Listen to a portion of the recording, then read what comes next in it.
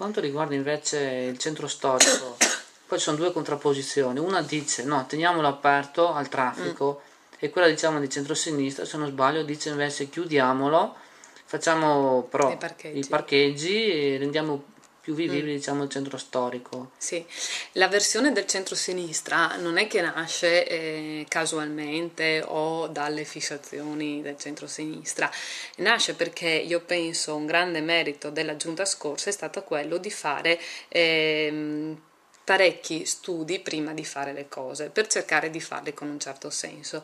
Uno di questi studi è stato fatto proprio sul piano urbano del traffico e i tecnici che si sono occupati di fare uno studio hanno individuato i criteri che consentirebbero una migliore viabilità e circolazione a Portogruaro. Uno di questi criteri è la chiusura del centro storico a fronte di un numero di parcheggi sufficienti a ospitare le macchine delle persone che si recano in centro storico.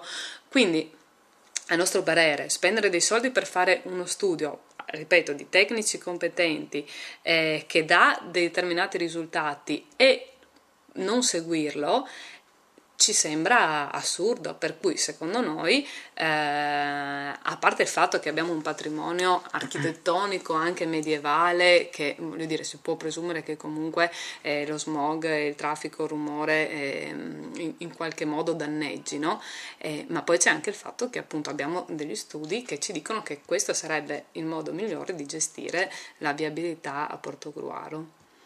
Rilancio del centro storico. Per televisione si sente spesso dire no, come mai Portogruaro ha la possibilità, i negozi, i negozianti, i commercianti hanno la possibilità di tenere aperto la domenica, però alla fine no, i negozi rimangono sempre chiusi. Qualcuno dice sì, perché se noi il centro lo chiudiamo la gente non ci viene.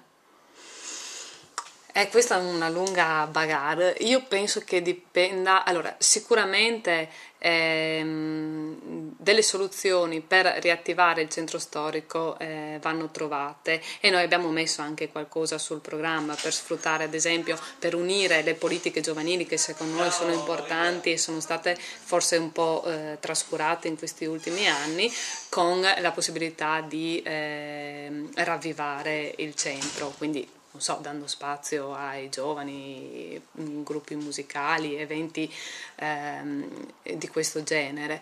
E comunque credo anche che appunto come dire, la necessità aguzza l'ingegno, quindi bisognerebbe prima chiuderlo, vedere come va e da lì partire con un ragionamento di rivitalizzazione.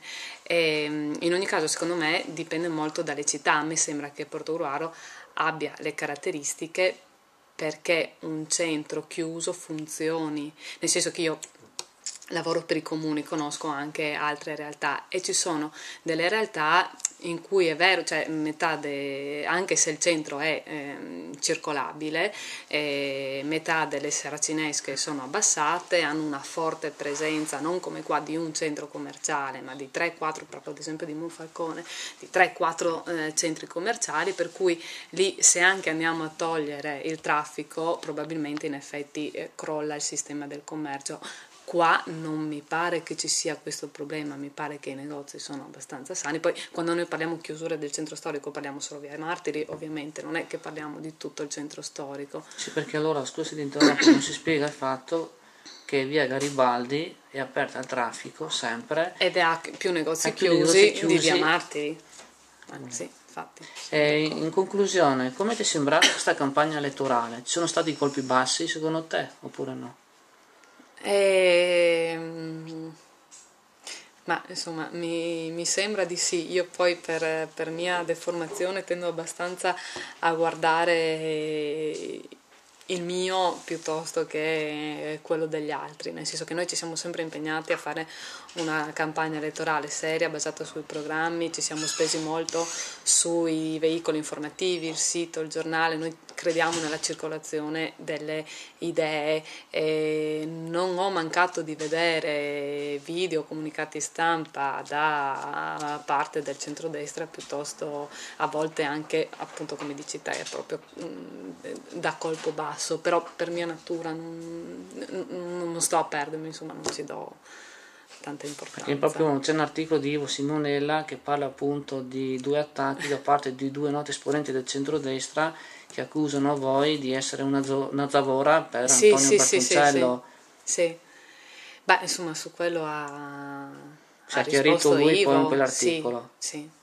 Ok. Esatto, cioè dipende se si ritiene che avere delle idee, avere un programma che si vuole realizzare, quindi esporsi ai cittadini con determinate idee che dopo si ha l'impegno di portare avanti sia una zavorra, questo è un punto di vista, secondo noi, è un'espressione necessaria della dialettica democratica all'interno di una coalizione.